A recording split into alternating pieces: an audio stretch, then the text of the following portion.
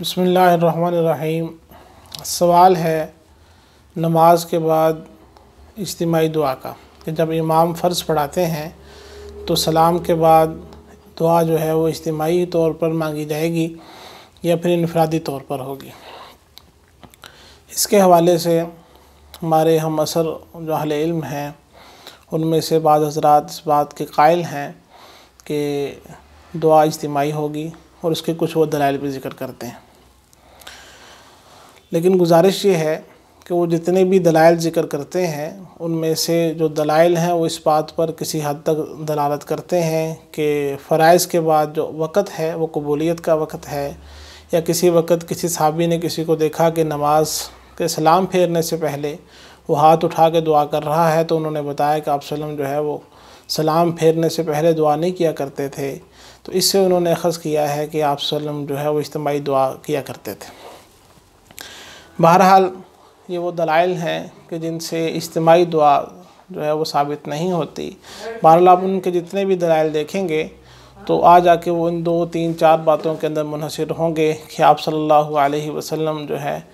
انہوں نے کچھ دعائیہ کلمات کسی کو نماز کے بعد کے سکھائے، یا یہ بتایا کہ نماز کے بعد کے اوقات جو ہیں وہ قبولیت کے ہیں، یا پھر یہ بتایا گیا کہ آپ صلی اللہ علیہ وسلم نے نماز کے بعد ہاتھ اٹھا کر کے دعا مانگی اور ہاتھ ملائے۔ بہرحال ان تمام باتوں میں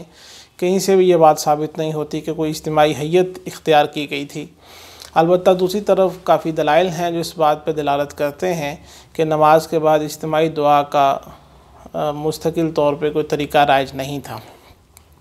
سب سے پہلے آپ ملاحظہ فرمائیے کہ بخاری شریف کی روایت ہے 6051، اس میں یہ بات بیان کی جا رہی ہے کہ آپ صلی اللہ علیہ وسلم نے ایک دفعہ ظہر کی 2 رکعتیں پڑھائیں اور 2 رکعتوں کے بعد سلام پھیر دیا۔ جیسے آپ صلی اللہ علیہ وسلم نے سلام پھیرا، آپ صلی اللہ علیہ وسلم اپنی جگہ سے اٹھ کر کے مسجد کے اگلے حصے میں لگی ہوئی ایک لکڑی کے پاس کھڑے ہوئے اور اس پر ہاتھ رکھا، اور جو جلدی جانے والے لوگ تھے وہ حضرات مسجد سے نکل گئے اور یہ بات کہنے لگے کہ نماز مختصر کر دی گئی۔ بہرحال جو لوگ قائل ہیں وہ عام طور پر اپنی پوری بات کے بعد اکثر یہ بات کہنے کی کوشش کرتے ہیں کہ یہ کیسے ہو سکتا ہے کہ رسول کریم صلی اللہ علیہ وسلم دعا میں مشغول ہوں اور صحابہ کرام اس کو آپ صلی اللہ علیہ وسلم کو اس حالت میں چھوڑ کر کے چلے جائیں۔ تو گزارش یہ ہے کہ اس روایت سے جو کہ بخاری شریف کی ہے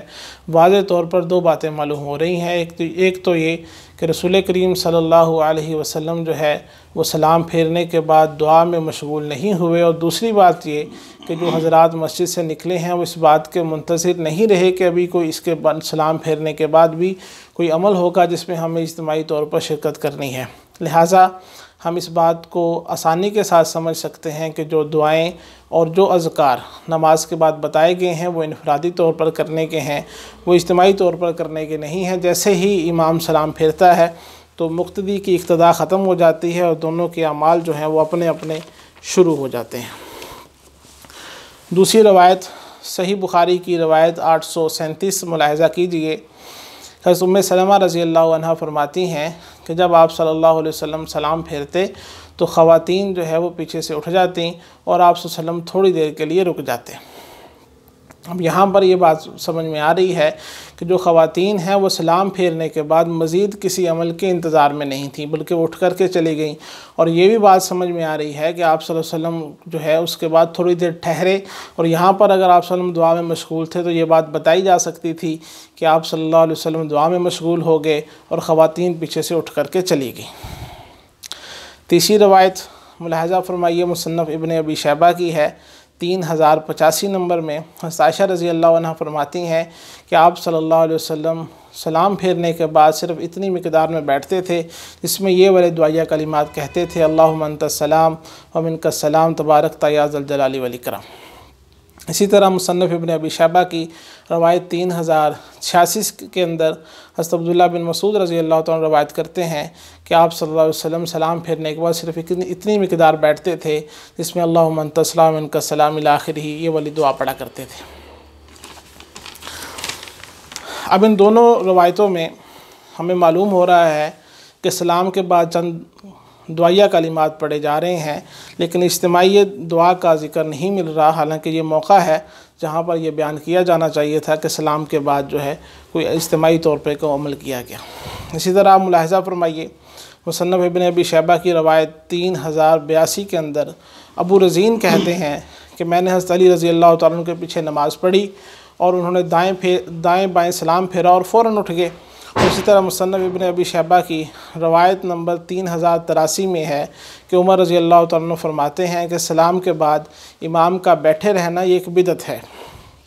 इसी तरह मुसन्नफ़ इब्न अबी शैबा की रवायत नंबर 3084 में है कि अबू उबैदा बिन जर्राह सलाम फेरते ही फ़ौरन उठ जाते, गोया के अंगारों पर थे। बहरहाल ये रिवायात हैं जिनमें सहाबा किराम रज़ी अल्लाह तआला अन्हुम का अमल भी है और फतवा भी है और आप सल्लम का अमल भी हमारे सामने आता है कि जैसे ही सलाम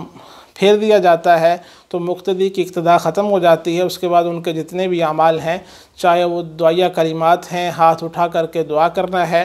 या उसके बाद कोई नवाफिल पढ़ने हैं, वो सारे के सारे इनफरादी अमल हैं। अगर मज़ीद कोई तालिब इल्म इस हवाले से मज़ीद सहाबा इकराम के अमल को और फतावा को, ताबीन के अमल को पढ़ना चाहता है तो मुसन्नफ़ इब्न अबी शैबा के रवायत नंबर 3080 से लेकर 3094 का मुताला कर सकता है। वल्लाहु आलम बिस्सवाब।